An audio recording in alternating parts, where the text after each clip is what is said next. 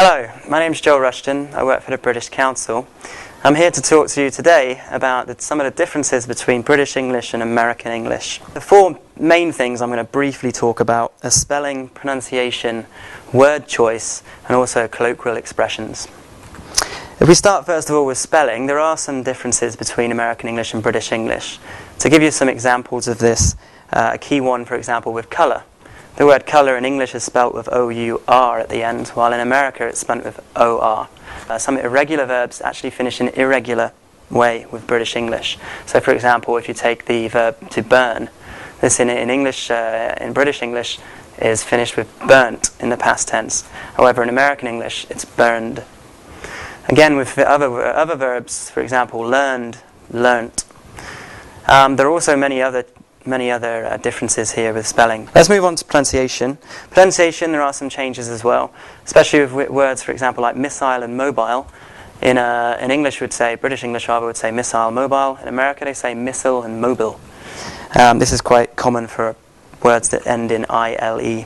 Other differences are British English tend to swallow our T's. So, for example, instead of saying bottle, in English would say bottle, Americans will say bottle.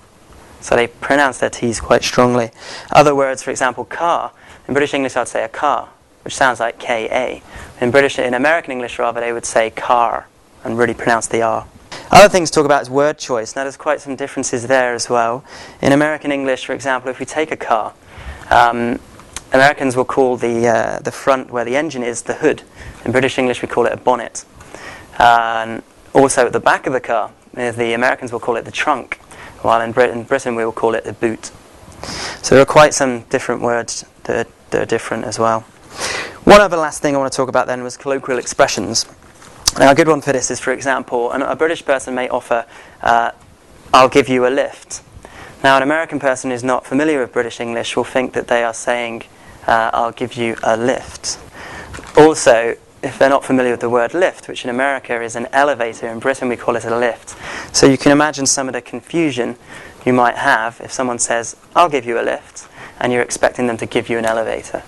No, I'll drive you somewhere in my car.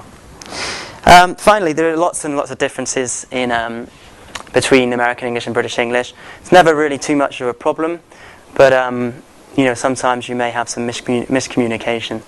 I would recommend, if you're intrigued about this or you're going to Britain on a business trip, or America for that reason, it would be a good idea just to go onto Wikipedia, because there's plenty of information on it there.